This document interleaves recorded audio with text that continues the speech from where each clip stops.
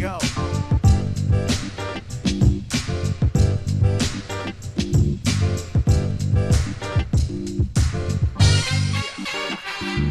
The sun is the nothing personal word of the day for Thursday, February 9th, 2023. Good morning, everybody. We are live on a Thursday because Coke and I were up in the middle of the night as Kevin Durant got traded to the Suns, and we said, this is too good to be true.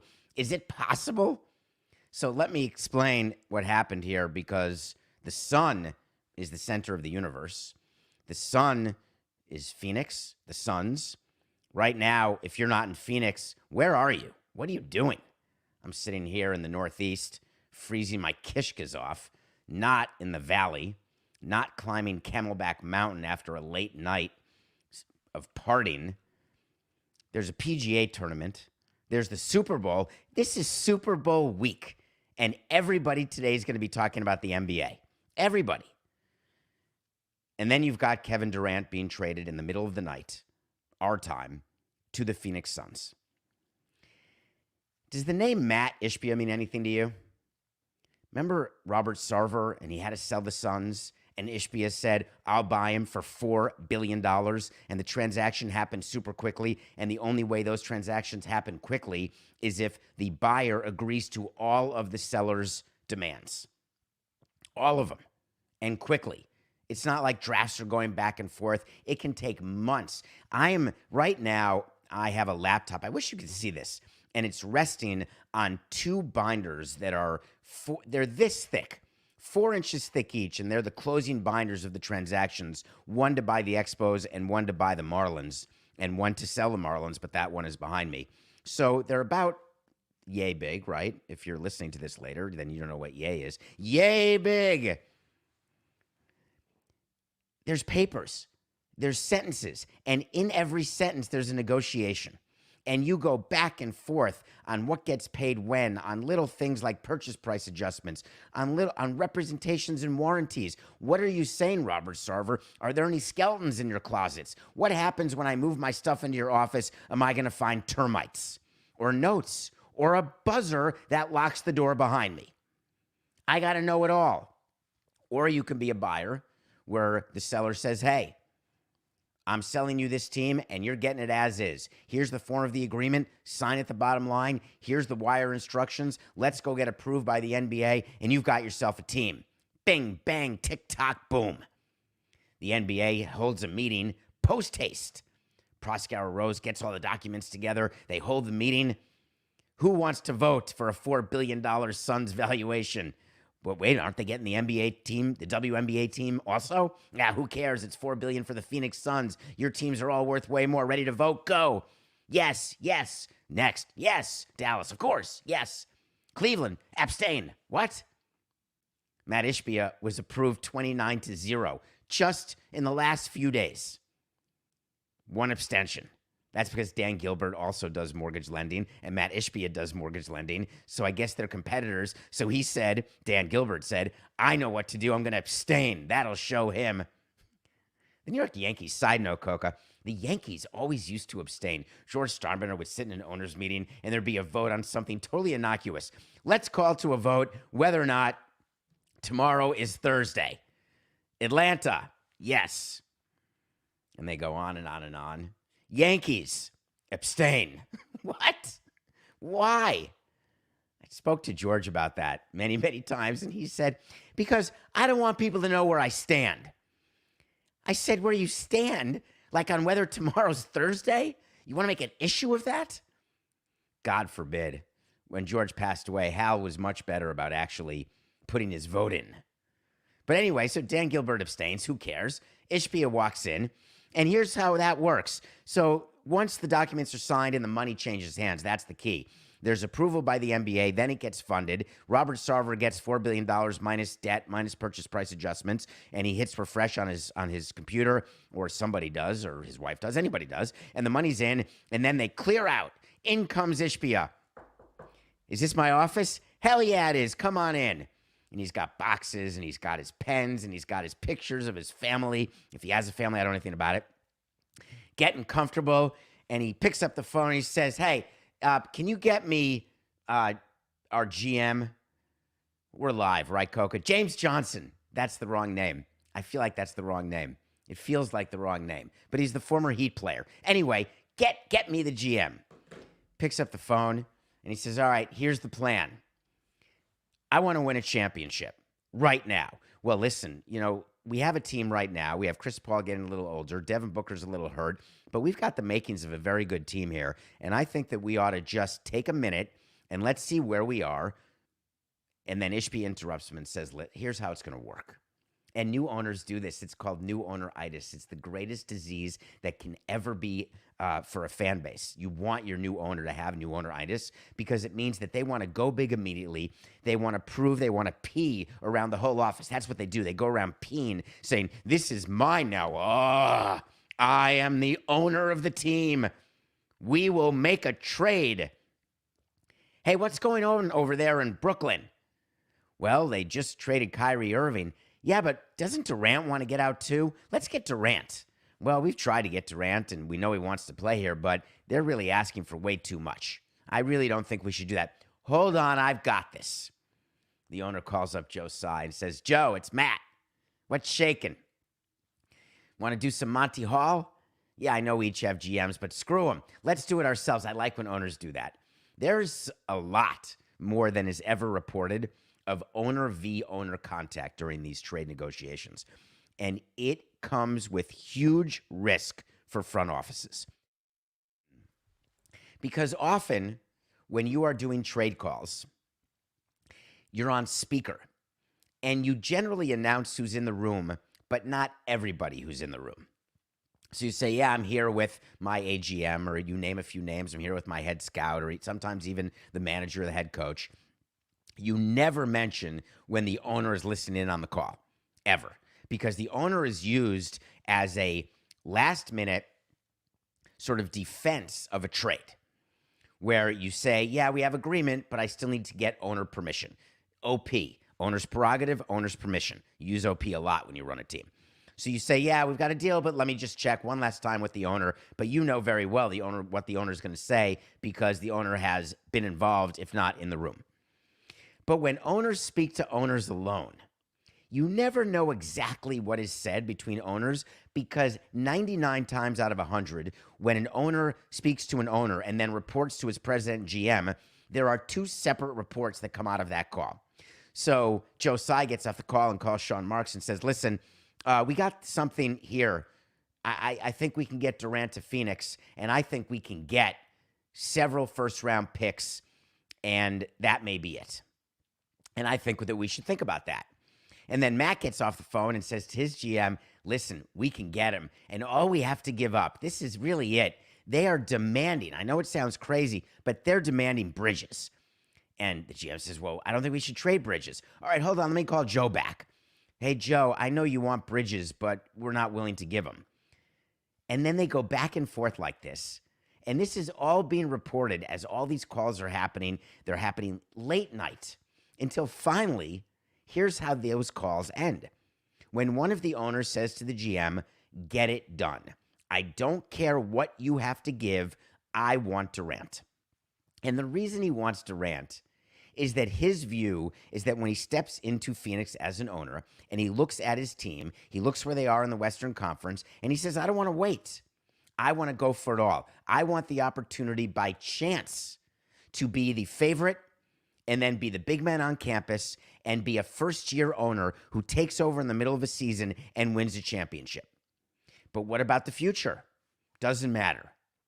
Talk about a difference in how sports is run now. It is so focused on now with almost a reckless indifference to later because billionaire owners at the end of the day are fans. So the trade that was agreed to in the middle of the night, sending Kevin Durant to Phoenix, Mikal Bridges, Cam Johnson, Jay Crowder, who's been sitting out all season because Phoenix couldn't trade him and he wouldn't play for Phoenix anymore, and wait for it, 4 first-round picks. That's Bridges, Johnson, Crowder, 4 first-round picks, that's 7 bodies. Then a 2028 pick swap, that's still 7 bodies because that's 1 for 1. And they get back Durant and Warren, the Nets do. So it's a net of 6 to the Nets. And everyone is applauding right now. They're waking up in shock saying, what an amazing deal for the Phoenix Suns. And I grant you, given the position the Nets were in, the fact that they were able to secure that much from the Phoenix Suns is a small miracle, because it certainly seems as though Joe Tsai had come to the realization that there was nothing he could do with Durant and he was going to have to acquiesce. We're talking about a Nets team that signed a big three in Harden, Irving, and Durant, and only 3 years later, they're all gone. It's like it didn't even happen. It's like they're at the craps table in Vegas, and there's like a 7 that comes up before you get a point, or snake eyes, and all of a sudden you say, apologize, dice. And so that's what they said. They said, we're going to apologize for that big three, and we're going to start with Ben Simmons. We're going to get all our picks back, and we're starting over. What an amazing thing for Joe Tsai to have to acknowledge that his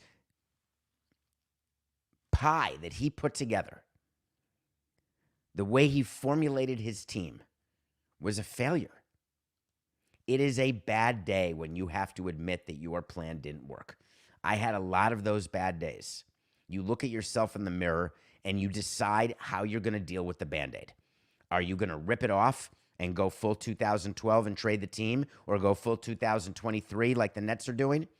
Do you do it one hair by one hair, which is less pain but longer? And you look at yourself and you wonder, do I have the wrong people around me? Am I not making the decisions correctly? Am I not listening to the right people? Am I in a situation where I can't win? Or am I in a situation where my people made the right decision, but the players have underperformed? Did my people make the wrong decision and the players overperformed, but it still wasn't enough because of the bad decisions by the front office? When you run a team, you have to think about these things. And if you are Joe Tsai, how are you not thinking about the Nets and whether or not they made a wrong move? The Nets are a franchise where, if you think about what they've done over the past, 10 years, it's reminded me a lot of the San Diego Padres. They bring in a great group of players. They don't win. They get rid of them. Then they bring in another great group of players. Do Nets fans remember the cover of Sports Illustrated, or the major deal that happened a few years ago when they brought in Paul Pierce and Kevin Garnett?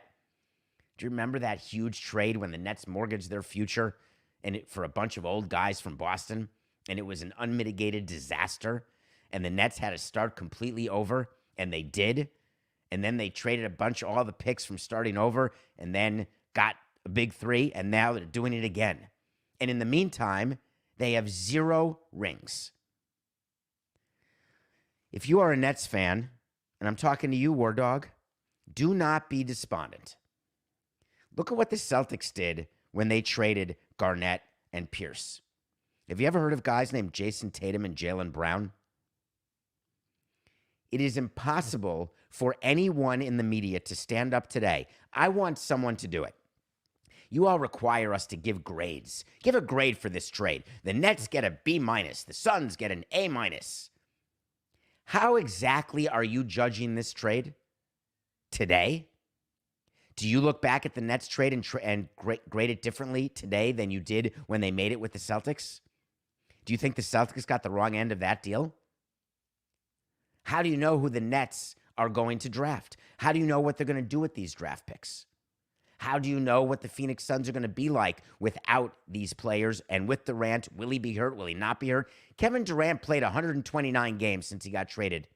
And it's not that he didn't want to be vaxxed. It's not that he likes anti-Semitic movies. He just has a body at 34 years old that can't play every day. Forget load management. We're talking about get me on the floor management. Now, granted, when he played, the Nets were 40 games over 500, but what's the difference? The Nets were not successful under Durant, notwithstanding they had a semi-deep playoff run where Durant's foot was on the line and they lost to the eventual champion, Milwaukee Bucks. But I'm not going to say that Durant was a success with the Nets. I'm not going to say Harden and Irving were a success with the Nets. No chance, toilet pants. And the reason I'm not willing to do it is I'm only willing to say something successful when you are competing for a title. Get me to the finals. And then if you don't win, I'm still going to call you a failure. because it's all about the rings. So you've got Matt Ishbia who's saying, I'm buying myself a ring as much as I can. What no one's going to mention is he just picked up $68 million in luxury tax. $68 million. How many owners and how many teams can do that? Get ready, ladies and gentlemen, and whatever else. Get ready. This is sports today. This is what happens when billionaires buy teams and they don't care about the collective bargaining agreement. They don't care about the luxury tax. What do you think? Steve Cohen has a monopoly on not caring about the luxury tax? How about Matt Ishbia? $68 million, no problem. We already talked about many times over the last week what happens when owners buy teams, the tax benefits they get, the depreciation they get, the losses they're willing to take. That's not taken into account when CBAs are negotiated and tax thresholds are made and penalties are agreed to. Billionaires are taking over sports, and if the collective bargaining agreements do not start reflecting that, you are going to have more and more examples where more and more players are going and being traded within their contracts, and more owners who have reckless indifference toward any of these thresholds. Now, billionaires are an interesting bunch. When you spend enough time in a room with enough billionaires, and I've done that in Major League Baseball in the room, you realize that they all have their different foibles, their different insecurities. They all have their thin skin. They're incredibly competitive, incredibly egomaniacal. That is in large part, I mean, you could study it. I'm no Freud, but you can study billionaires and say, how do you get there? You have to have certain personality traits. There are certain threads that are very much in common. Draymond Green had a very funny line yesterday or 2 days ago where he called Joe Tsai Billionaire Petty because he would not trade Westbrook, 4-8-69. Billionaire Petty because he would not trade, Joe Tsai would not trade Irving to the Lakers. He said, I'm told that they would not trade him to the Lakers. That's what I call Billionaire Petty. That is Joe Tsai saying, listen, man, that's where he want to go. I don't care if they offer the best deal or not. I can be petty too. And Billionaire Petty is a different level of petty. And you can't compete with Billionaire Petty. Draymond Green is 100% correct. You cannot compete with Billionaire Petty. Do you think that billionaires are petty to the point where they will do something that will hurt their franchise just to hurt someone who's hurt them? Hell yeah.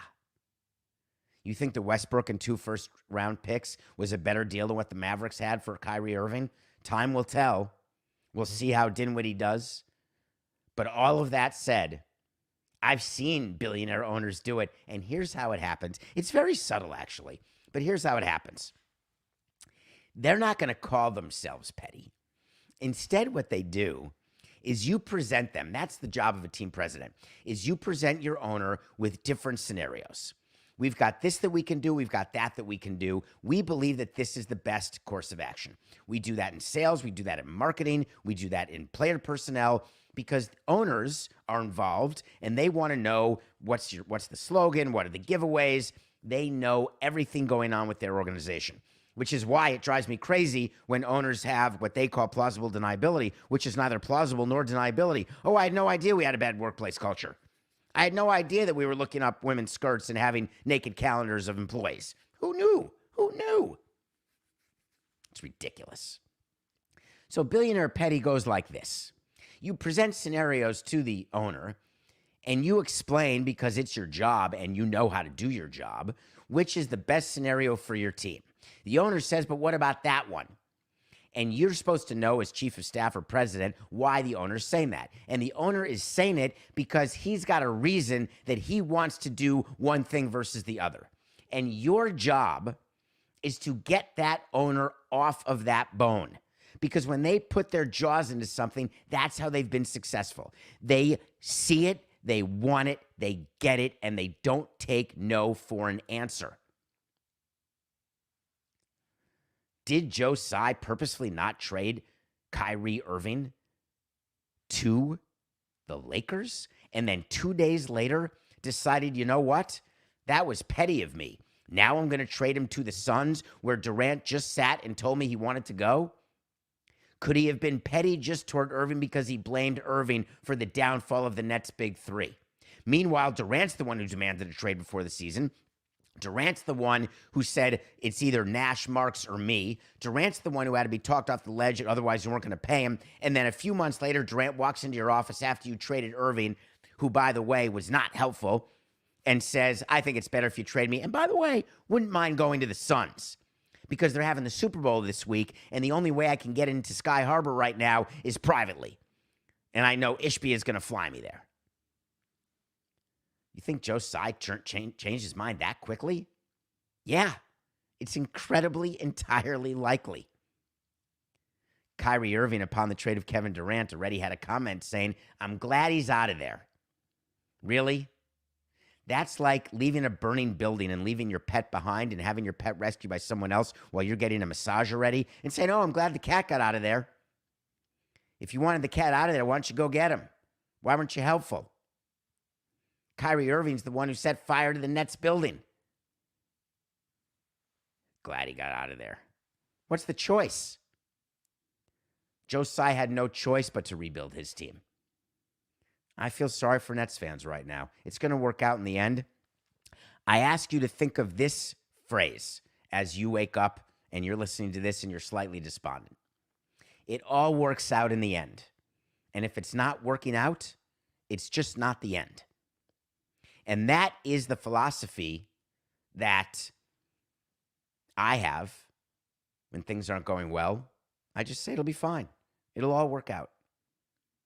You know who it won't work out for right now?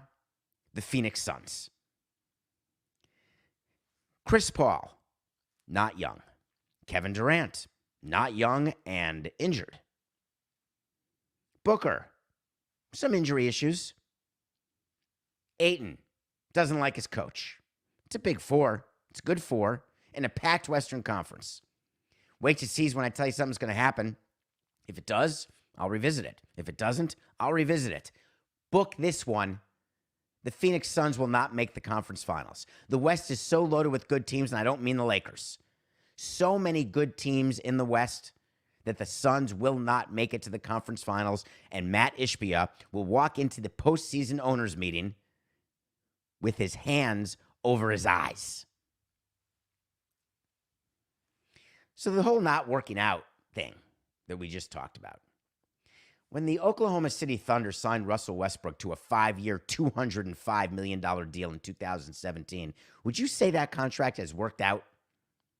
Russell Westbrook won an MVP and played for the Thunder in 2017, and then got traded to the Rockets, then got traded to the Wizards, then got traded to the Lakers, and yesterday got traded to the Jazz.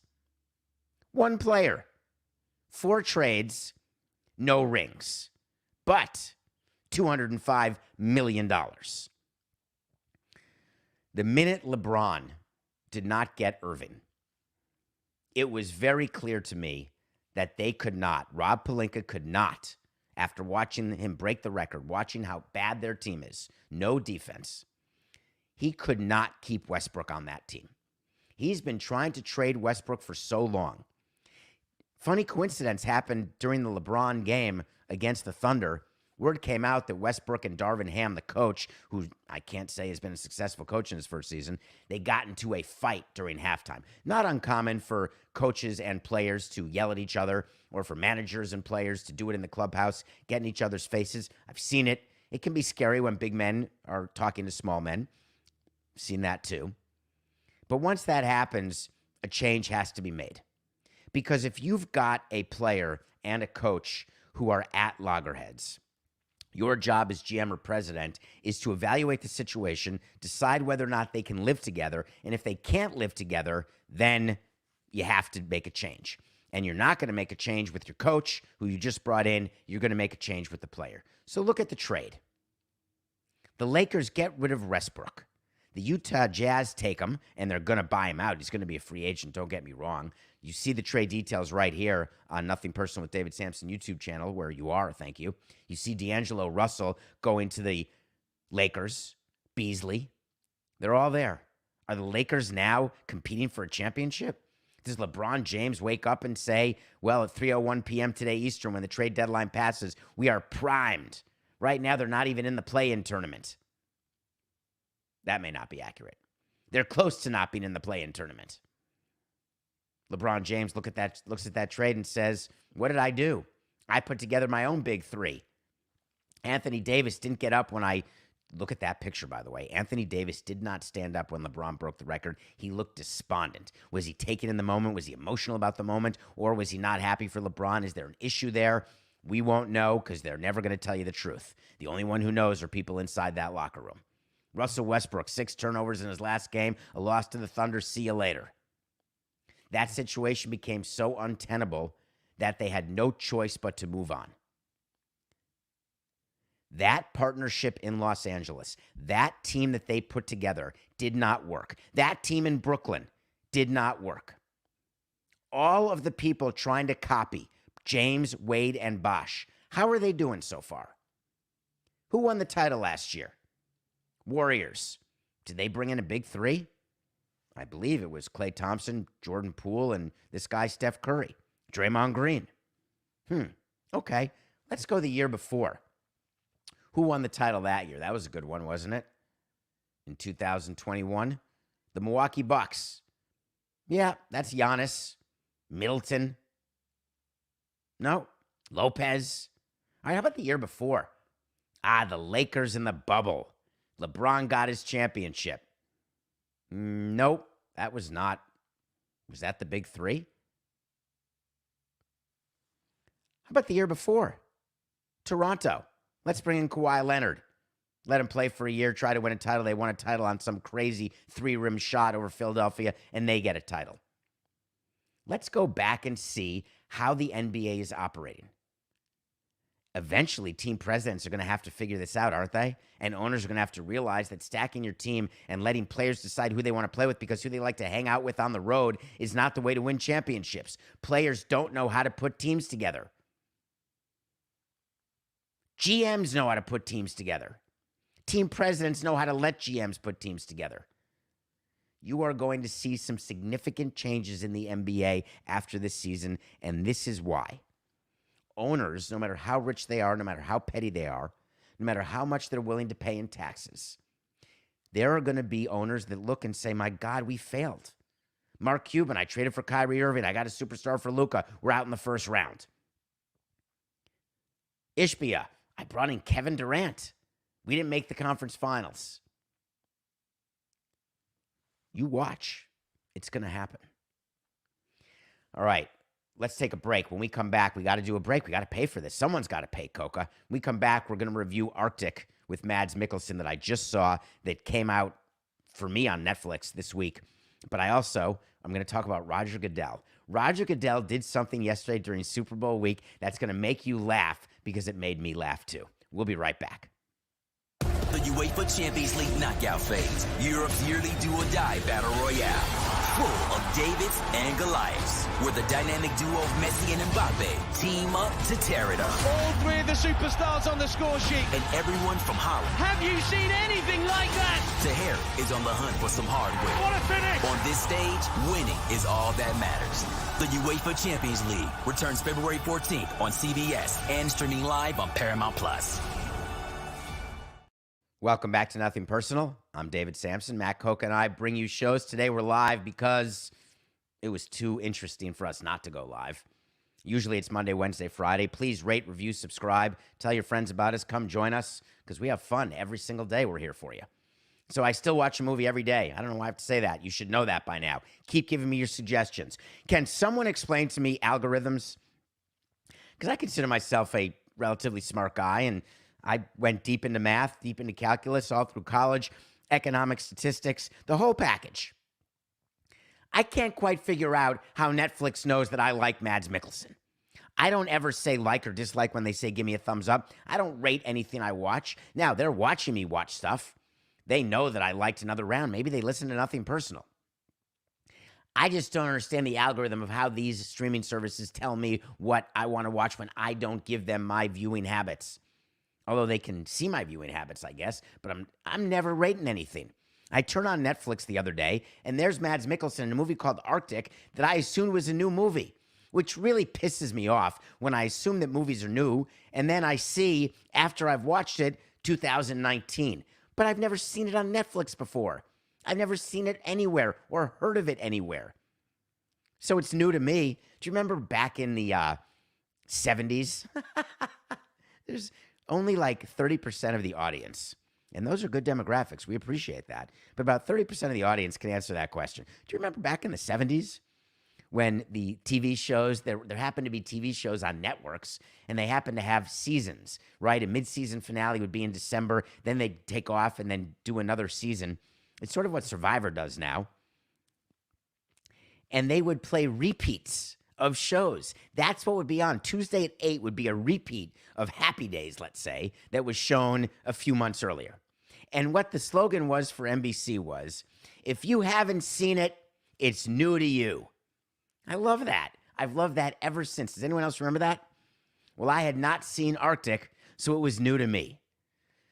So the old story of your fears coming to life and having that interest you greatly is what Arctic is. Obviously, a fear of plane crashes. Not ideal, especially given my family history with plane crashes. Then you're stuck. No one's finding you, and you have to figure out how to live on your own. And you've got to find a way to escape, and you're in the middle of a veldt, and it's winter, and you're cold, and you have no food, and you have to find a way to go ice fishing. And then you get rescued, except the rescuers die trying to rescue you, maybe. In the Arctic. Mads Mikkelsen carries this movie. The script is not long because there's not a lot of talking. The entire cast is 3 people, and one of them is dead. I loved it. Mads Mikkelsen, go watch a double feature of his, Another Round, which I already reviewed and suggested to you, and then watch Arctic. And if you want to, you can watch Casino Royale. He's the guy who tears blood. It comes dripping out of his eye in Casino Royale at the poker table. How badass is that? So it's Super Bowl week. It's shocking. The Super Bowl is in 72 hours. Well, more. Friday, Saturday, Sunday. 72 plus 10. 82 hours. We will be watching the Super Bowl. Roger Goodell does what other commissioners do during their moments. Rob Manfred does it during the World Series. You meet the media. When commissioners meet the media, they have a staff of PR people. Their sole job is to prepare the commissioner to answer questions that will be coming from the media. That's it. Here's the topics. Here's what you're going to be asked. Here's what we want you to answer. Period. If someone asks a follow-up, you go back to what your answer is. Here are your talking points. We're going to rehearse it, and you're going to get it. Last year, we did an entire segment about an NFL reporter, a guy who worked for NFL Network. I want to say his name is Jim Trotter. Every time I say Jim Trotter, I'm reminded of Jay Trotter, my pseudonym when I was checking into hotels and baseball. He is the Let It Ride, Richard Dreyfuss. His character name is Jay Trotter. I think his name is Jim Trotter. He asked a question last year about diversity in the newsroom of NFL.com or NFL Network and how producers and people in the news and editors, there's no person of color, there's nobody who's black, and the players are 60 to 70% black. Roger Goodell a year ago said, we're on it. I promise. There will be progress. He meets the media yesterday. Same question, same guy. He starts quoting James Baldwin, bless his soul, and says, I'm going to judge you not by what 4, 8, 6, 9er. I'm not going to judge you by what you say. I'm going to judge you by what you do. Roger Goodell had said it's going to change. A year later, nothing changed. What do you have to say for yourself? Was this a surprise question that there'd be a question about diversity? Was it a surprise that Trotter would ask the same question? Was anyone shocked that he'd have to deal with the fact that black coaches are being let go, that there's a lawsuit from Brian Flores, and all of the above? Is any of this surprising? Roger Goodell sat there, strategically was not wearing a tie, right? He's in Phoenix, Valley of the Sun. He's got the open shirt. He's acting all relaxed. He's leaning back, crossing his legs, and he starts fumbling. Pun not intended. His answer was incredibly unclear, except the part where he said, I still feel like there's more and better work ahead of us. There is progress, but it's never enough. That's the pat answer for diversity, except he had an opportunity to actually answer this one better. Well, I appreciate this question. Let me tell you what's happened in the last year. In the last year, we've set up programs where we have hired 40% more people of color in jobs at the network, at NFL.com, and they are working their way up toward the top. So you're going to see changes at the editorial level. You're going to see changes at the management level, but we're not just placing one person there. We're filling a pipeline. And filling a pipeline guarantees that we will have sustained diversity, which has been the goal of the NFL from the beginning, and that's the goal we fell short on. And I'm not going to do a quick fix. I'm going to do a permanent fix. Next question. You didn't do it. I got a question. How are the referees doing? Because I think they suck. Well, I don't know what you're talking about. Our referees are amazing. As a matter of fact, are you talking about the championship game? Well, they were right to stop the clock when they did. That happens all the time. That wasn't unusual. The referees are doing great. I like that. The commissioner has to defend the umpires, has to defend the referees. That's what commissioners do. They have to take bullets, not literally, for the owners. That's what commissioners do. That's why they get paid so much. But when you're asked about the referees, when you're asked about anything in life, just a tiny suggestion. When you're wrong about something, you can admit you're wrong. When you don't know something, you can admit you don't know it. Isn't it liberating when someone asks you a question to say, I don't know? How many people go through your day today, because we're going to be done with the show in 9 minutes, and then I'm going to go do Levitard, and then I'm going to go through my day. I'm going to tell you tomorrow the number of times that I asked a question of someone, and their response was total hogwart, and they were unwilling to say, I don't know, and I know for a fact they didn't know. Do that. Do that today. Hey, does that bolognese have pork in it? No. Are you sure? Let me check. How much did you just say I don't know?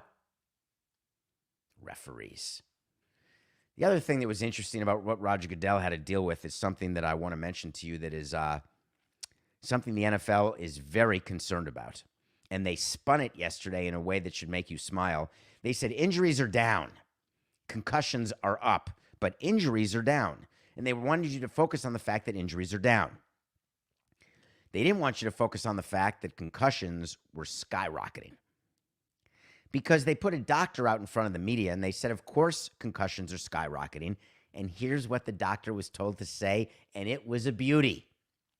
Concussions are skyrocketing because our diagnosis and our protocols have changed. That means we're now identifying more injuries as concussions than we did before. What he didn't mention is those were all still concussions. It doesn't matter if the concussions are diagnosed or not. It doesn't matter if you're developing a new helmet for the quarterback or not. It doesn't matter if you're calling roughing the quarterback when you put a feather on Tom Brady in the broadcast booth. None of that matters. What matters is the reality of football is that players are strong, fast, big, and will concuss you. And concussions completely screw you up later in life when you're no longer playing football. And the NFL wants to turn a blind eye because they'd rather pay settlements and not care about it. N-O-P, not our problem. I used to love that word when I was running a team. Don't bother me with that. That's N-O-P. Once in a while, you do an N-M-P. Not my problem. You can't sell tickets? Find a better way. You're only selling wins and losses? Change the way you do it. NMP. I didn't really say that about sales because I always took it personally that our attendance was low. But there are many things that people say during a day or during work. Hey, that's not my issue. Not my problem. Don't want to deal with it. The NFL has a major injury problem because if you look at what parents are doing, the pipelines are going to start drying up. Because if you're a parent, do you want your kid playing football? If you have a choice, is that the direction you want to go? There is major spin going on now with injuries at the professional level. Think about baseball. No problem having your kids play baseball. If they want to throw curveballs when they're young and they're stupid and the coaches are coaching them and the private coaches are coaching them and they're spinning the ball when they shouldn't and their elbows fall off, their arms fall off, they're going to be just fine. There's life after UCL. There's life after you can't be a Major League Baseball player. When you're dealing with a concussion, Your quality of life, your ability to have a life, it is diminished in a way that doesn't happen in baseball. Doesn't happen in basketball. You tear up your knee. You have arthritis. You need a hip replacement. All of those things are doable. The National Football League has a major problem. And Roger Goodell was stuck facing the media and was so unprepared that all I kept thinking about was who's surrounding him? How are they letting him answer questions and spin stories the way he's spinning it that are absolutely devoid of any credibility? But again, what do we care? We loved the World Cup in Qatar, didn't we? Nothing. Personal pick of the day. Nailed it. The Mavericks had Kyrie Irving making his debut. Luka was quoted as saying, amazing, outstanding, superb. I love that guy. Luka didn't play. The Mavs were getting 8 points from the Clippers. They beat him. We're 18-21. How do you think that Steve Ballmer feels losing to Mark Cuban? Talk about billionaires and pettiness and anger. You got no Luka, you got to beat the Mavericks, especially when you've got your big two playing and Leonard and George are actually playing together now. That was a game where there wasn't load management. We are 18-21. Tonight is the night that I told you LeBron will break the scoring record. That wait to see was a dud, wasn't it? Now it's just another game after the deadline. It's very hard to bet games after a trade deadline because teams, very, very stressful day for all players on all teams, for executives. The NBA trade deadline is at 3 p.m. today Eastern. We told you that every team will have a meeting. The Lakers made all their trades. All of those players who they just got for Westbrook, they will not be ready. There will not be time for them to play today. They're playing the Milwaukee Bucks, where I thought it would be perfect for LeBron to break the record. The letdown that the Lakers will have post all the attention of the scoring championship, but the absolute exuberance in getting rid of Westbrook, that's something. The problem is they're playing the Bucks. Now, can you imagine a world where the Bucks are favored by 5.5 over a LeBron-led team at home? I just can't even. I mean, LeBron is, as I told you yesterday, the second greatest player of all time. But can you imagine a LeBron-led team is a 5.5-point underdog at home? Does he look at that, and he does, and say to himself, my God, are we screwed? Does he look at the trade that happened with the Phoenix Suns and say, we may forget like home court advantage? We're first-round losers if we even make the playoffs. We're taking the Bucks 5.5 over the Lakers. I truly believe that it is going to happen. Bucks 5.5 over the Lakers.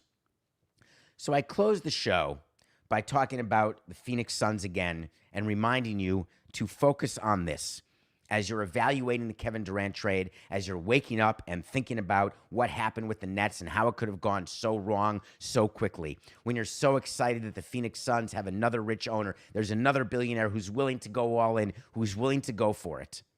Just remember the way behavioral patterns work.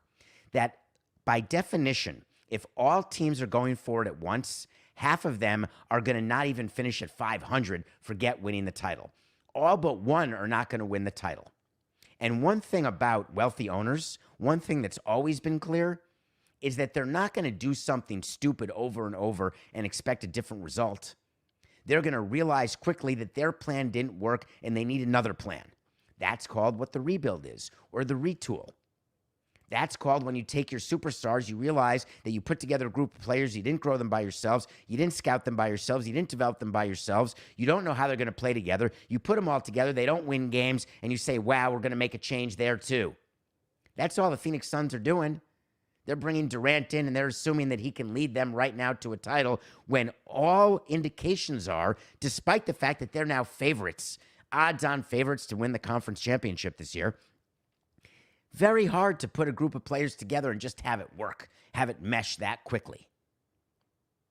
So while we all hope and pray that we all can cheer for a team who has Steve Cohen as the owner or Matt Ishbia as the owner, sometimes you get what you wish for, but most of the time you don't. The number of fan bases who are unhappy is the supermajority.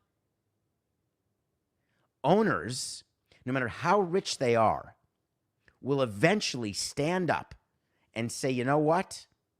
It's just business. We're making some changes. This is nothing personal.